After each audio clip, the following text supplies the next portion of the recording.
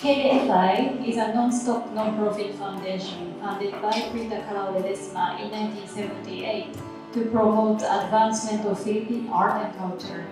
And today it is our pleasure to welcome you to the second day of paper conservation demonstration and workshop.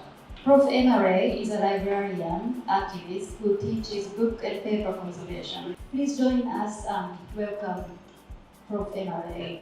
Kaya protective enclosures kasi ginagawa natin ng bahay yung collection. So, this is one example ng protective enclosures. Kunyari, ang libro mo ay itong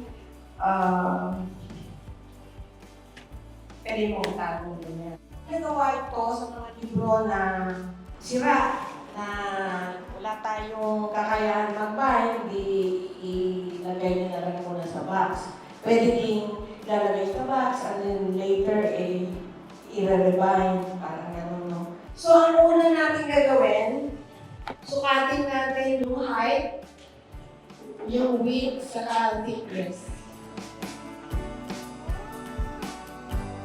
Cut natin yung illustration board, pag ano lang pagkakat. Sukatin na natin.